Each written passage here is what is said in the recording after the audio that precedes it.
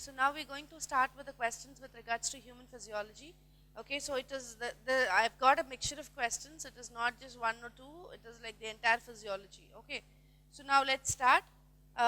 See, I'm not covering the basic questions, which is very direct.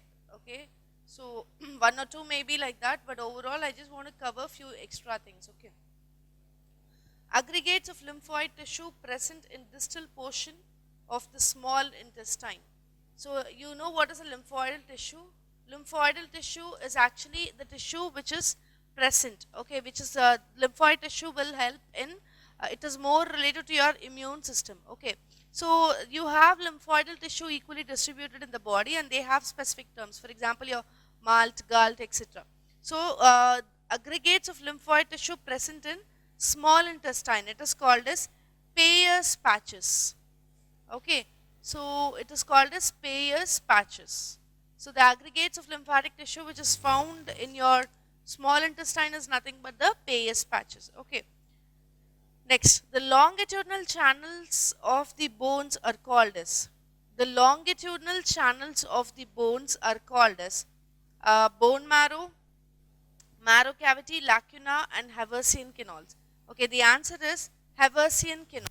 The spelling is Haversian canal. So Haversian canal is nothing but a microtubule. Okay, it is Haversian canal is the area wherein the blood supply is happening to the bone. So it's a network of your capillaries in bone. So that canal is a junction wherein the blood capillaries are coming in. So that is called as Haversian canal. Okay, next. Power of regeneration is poor in. So power, which part has got a poor regenerative capacity? It's nothing but your brain cell. Okay, as I told you, neurons, brain cell. Brain cell is nothing but a neuron. So all other cells, the other options are bone cells, chondroplast, and then striated muscles. Okay, so brain cell has a very poor capacity of regeneration. Okay, now just because we've heard the term chondroblast and osteoblast. So you'll read about this in your structural organization, but still, chondroblasts will produce protein called chondrin, but they will produce a protein called ostin. Chondrin builds up cartilage, ostin builds up the bone. Okay, so chondrin protein is little flexible, pliable, whereas ostin is very rigid. Okay, fine. So next is your, okay, young infant may be feeding entirely on mother's milk, which is white in color. Okay, but the stool which the infant passes is quite yellowish. What is this yellow color due to? I repeat, the young infant may be feeding entirely on the mother's milk. Okay, so but the stool which the infant passes is quite yellowish. What is this yellow color due to? Okay, the yellow color is because of the presence of, this is related to your digestive system. The yellow color stool is because of the presence of your bile pigments. Okay, so bile pigments will give the color to the stool. So if at all there is a change in the color of the stool which the person is passing, that means he's got some problem with the liver. Okay, so bile pigments, that is your bilirubin and biliverdin, will impact the yellow color to the stool. Okay, so though the infant is drinking the milk which is white in color, the stools is still yellow because it is processed through your liver. So liver is adding the yellow color. Okay, fine. Which one is the cofactor of carbonic anhydrase? If you can recall this enzyme carbonic anhydrase, this has come in your respiratory system. Okay, carbon dioxide plus water, carbonic acid under the presence of carbonic anhydrase. This will dissociate into HCO3, bicarbonate, and H plus. Okay, so which one is a cofactor?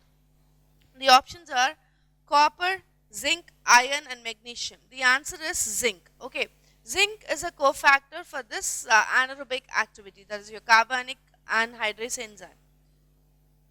Okay, next is the hardest substance in the vertebrate body is, you knew very well, it is nothing but your enamel. Enamel, which is coating your teeth, is the hardest substance in our body. Okay, fine. Next, which one of the following is not related to autonomous nervous system? Okay. I repeat, which one of the following is not related to your autonomous nervous system? The options are peristalsis, okay, digestion, excretion, memory, and learning. See, peristalsis is nothing but the movement of your alimentary canal. So that is not under control. So it is under your autonomous nervous system control. Autonomous means it is automated. It is not under control. So if you can recall the nervous system, I told you, autonomous nervous system can be divided into two, sympathetic and parasympathetic. Okay, yes. So which of the following is not related? The answer is memory and learning. Okay. Next, which one of the following is not correctly matched? Vitamin B12, pernicious anemia. Vitamin B1, beriberi. Vitamin B2, pellagra. Vitamin C, scurvy. Yes, 1, 2 and 4 are correctly matched. Vitamin B2 is not pellagra. Okay, so pellagra is a disease which is related to your vitamin, which is related to your fat soluble vitamins. Okay, so pellagra, vitamin B2 and pellagra is not the right answer. Next, which is the largest synovial joint of the human body? Okay, the largest synovial joint of the human body is nothing but your hip joint. So you know what is synovial joint, right? Synovial joint means the joints are flexible. Okay, the movement is complete. Fibrous joint, no movement. Okay, so this synovial joint, the movement is complete. So that kind of joints are called as synovial joint. And the largest synovial joint is nothing but your hip joint. Okay. Okay. The maximum volume of air in the lung by full forced inhalation. The maximum volume of the air in the lung, contained in the lung, by a full forced inhalation is called as, maximum is everything, right? So the options are vital capacity, tidal volume, inspiratory capacity, and total lung capacity. The answer is total lung capacity, because the maximum includes everything, right? So it's total lung capacity. Okay. Urea is produced as an excretory substance in human body in. Where is urea produced? See, we all think urea is produced in kidney. No. Urea is produced in liver. Okay. So liver undergoes a cycle called as ornithine cycle.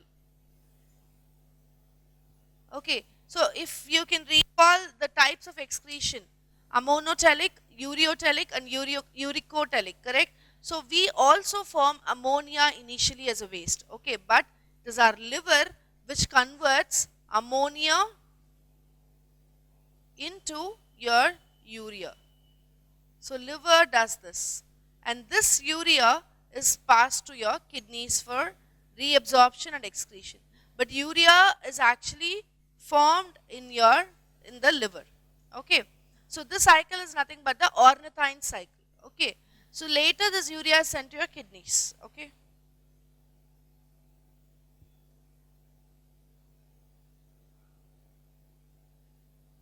Okay, which of the following is the largest of all cranial nerves? So if you see the cranial nerves, there are 12 pairs of cranial nerves. In that, the largest nerve is nothing but the trigeminal nerve. Okay, trigeminal nerve is a combination of three nerves. It innervates three important parts, that is your ENT. Okay, fine. Next is, one of the following is non-steroidal hormone secreted by atria of the heart, which helps in regulating the blood pressure. Okay, so non-steroidal. Okay, so yesterday we were seeing about the hormonal system, correct? So I told you the hormones overall, but there are some, apart from those, there are some extra hormones produced. One is your erythropoietin. Okay, erythropoietin. Okay, and then the digestive system hormones, your villikinin, secretin, gastric inhibitory enzyme, gastrin, all these are hormones. So excluding that, you have erythropoietin, then atrial, natriuretic factor. So erythropoietin is produced by your kidneys. Kidneys will produce a hormone called erythropoietin. This erythropoietin plays a role, very important role in your RBC synthesis. And this ANF, it's called as ANF. This hormone is produced by your heart. Okay. So now, the question here is one of the following non-steroidal hormones. Okay. Erythropoietin is a steroidal hormone. Okay. But this ANF is a non-steroidal hormone. Okay. Now, what is the function of ANF? See, the kidney is kidney control. Kidneys can be controlled by 3 A's. Okay, remember like this, 3 A's. First A is your aldosterone. Next is your ADH, antidiuretic hormone, and next is your ANF, atrial natriuretic factor. Okay. See, aldosterone is the enzyme, is the hormone. Okay, so this helps in reabsorption of water. ADH is again an antidiuretic hormone. So next is your ANF. So ANF is total opposite to your renin-angiotensin mechanism.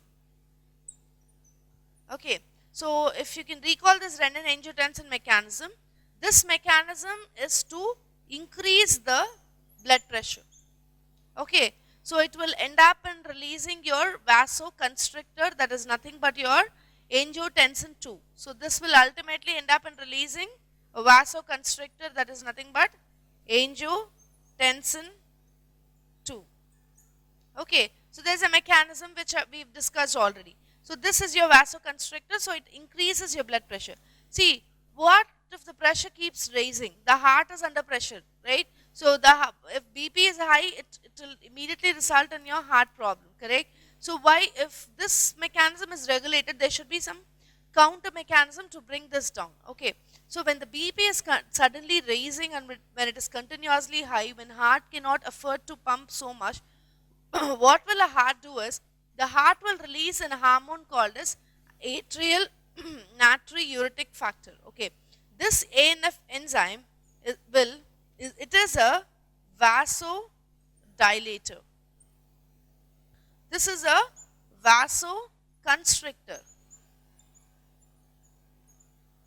So automatically BP is lowered as a vasodilator is released. So these two are total opposite mechanisms. So ANF is a non-steroidal hormone produced by the heart to control your blood pressure. Okay. Okay, the total number of bones in the human skull are, it is, the options are 30, 22, 25, 106. It is 22. 8 and 14 is the combination. 8 facial and cranial. Okay. Sorry, 8 cranial and the other ones are facial. Asthma is due to, the options are, elasticity of the lungs is reduced, no. Degradation of alveolar wall, no. Degradation of alveolar wall is nothing but emphysema. Okay. Bronchioles constrict due to muscle spasm. Yes, bronchioles will constrict because of the spasms. Okay. Damage in diaphragm. No, the answer is bronchioles constrict because of the spasm. So that is called asthma. Okay. Concentration of the urine is controlled by MSH, ADH, oxytocin and ACTH. It's very obvious, I told you, kidney regulation, ADH. ADH is antidiuretic hormone or vasopressin. So this mainly controls your kidney. Okay, so this is the main hormone. Next, ability of the kidney for production of concentrated urine is dependent on production of glomerular, this thing which will help in filtration. Tubules will help in reabsorption, that is your PCT and DCT. But for the concentration of the urine and for maintaining your osmoregulation, you know Henle's loop is a key player, correct? So the options are active transport, passive transport, countercurrent and then diffusion. The answer is very obvious, it is nothing but your countercurrent. Okay, so countercurrent mechanism plays a very important role for production of the concentrated urine. Okay, next, somatostatin. Okay, somatostatin, what will it do? It will decrease your growth. Okay, tropin will promote the growth, but statin will decrease the growth. And apart from that, somatostatins, okay, they are produced in the pancreas by the delta cells. They will also decrease the production of insulin and glucagon. Okay, so alpha cells produce glucagon, beta cells produce insulin, delta cells will inhibit the production of insulin and glucagon. So the answer is inhibits the release of insulin and glucagon. Okay, next. Bulk of carbon dioxide released from the body tissues into the blood is present in. So if you see the carbon dioxide dissociation, so 70% of the carbon dioxide is carried out as a bicarbonate. So maximum bulk of carbon dioxide is bicarbonate in plasma and RBCs. Next. Okay, the hollow space at the center of the kidney where the urine is collected is called as. So that hollow space, all the collecting tubules will pour their contents into that hollow space. That is nothing but your pelvis. Okay. Okay. Which of the following leads to the secretion of aldosterone from the renal cortex? Aldosterone from the renal cortex. Which one is helping? That is nothing but your renin. Renin will control the production of angiotensin 2, also your aldosterone. Okay, this renin angiotensin, so renin will indirectly control or directly control your aldosterone also. Okay, next. The hormone known to participate in the metabolism of calcium and phosphorus is. So you know there are two hormones which is related to your calcium metabolism.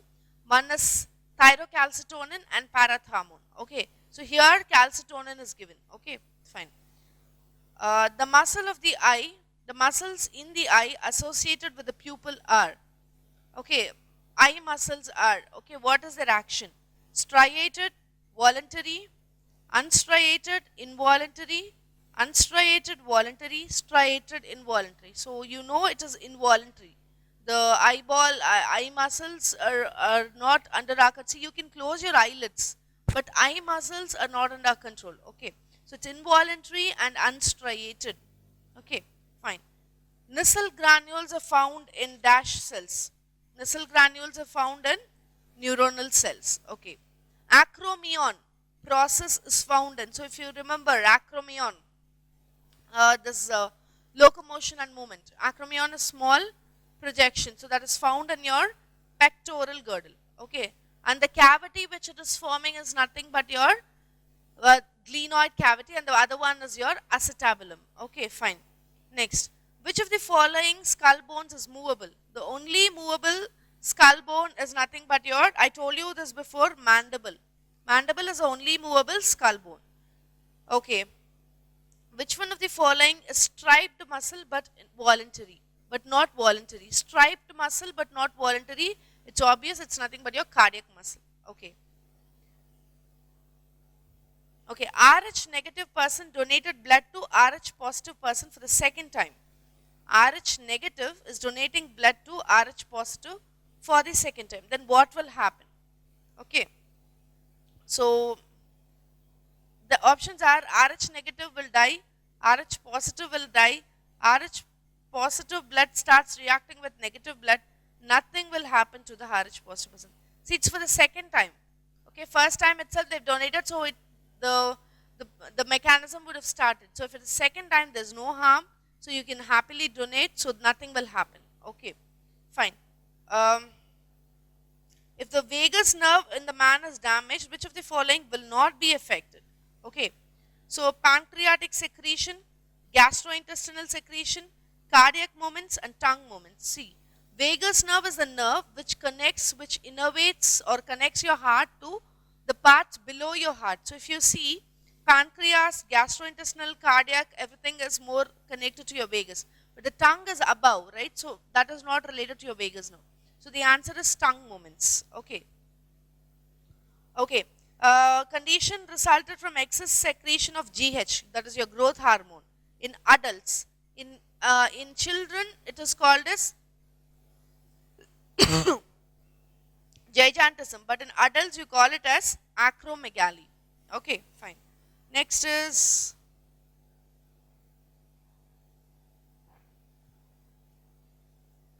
Okay, in which of the following disorders the blood has a defective hemoglobin? Okay, so defective hemoglobin, the options are hematoma, okay, hematuria. See, all the options, everything seems to be right. Hematoma is nothing but your blood cancer. Hematuria, blood in the urine, okay. Hemophilia, bleeder's disease, sickle cell anemia. So defective hemoglobin means it is nothing but your sickle cell anemia, okay. All others are also blood related disorders, but hemoglobin, it is only sickle cell anemia, okay. Next is duodenum has characteristic Brunner's gland which secretes two hormones. So Brunner's gland secretes two hormones, that is nothing but your secretin and cholecystokinin, okay. So secretin and cholecystokinin both are secreted by your duodenum, that is your Brunner's gland, okay. Okay. In addition to T4 and T3, thyroid produces, I told you, thyrocalcitonin, okay. So that will increase your blood calcium levels and that will decrease your bone density, okay. So it is called as hypercalcemic hormone, okay. I repeat, thyrocalcitonin, it will increase blood calcium levels. So it is called as, so when it is increasing your blood calcium levels, it is called hyper, what is it increasing? Calcium. So hypercalcemic hormone, okay. And the other one, that is your parathormone, it's hypo, this decreases your blood calcium level, so it is hypocalcemic hormone. Likewise, glucose level, okay. So insulin will, it will convert the glucose to glycogen. So insulin will decrease blood sugar. So it is hypoglycemic hormone. Whereas your glucagon increases your blood sugar level. So it is hyperglycemic hormone. Okay, fine. Okay, next is your coronary heart disease is due to, options are bacteria, inflammation of pericardium, weakening of valves, insufficient blood supply. So it is insufficient blood supply. Okay, which one of the following is a function of parasympathetic nervous system? Stimulates oil, sweat glands in the skin, acceleration of heartbeat, contraction of hair muscles, pupil constriction. The answer is pupil constriction, okay. This acceleration of the heartbeat is done by your sympathetic nervous system. Pupil relaxation is done by sympathetic nervous system. So you have to know the list of functions, sympathetic and parasympathetic nervous system functions, okay. That was asked so many times, okay. The last one, this is given as a match, so I'll just read out the gland and you have to tell me what hormones they'll produce. Pineal gland, they'll produce the hormone called as, pineal gland will produce melatonin, okay. Thyroid will produce tetraiodothyronin, okay. Next is ovary, ovary will produce estrogen. Adrenal medulla will produce epinephrine, okay. Okay, so with this we're done with the questions of human physiology. Thank you.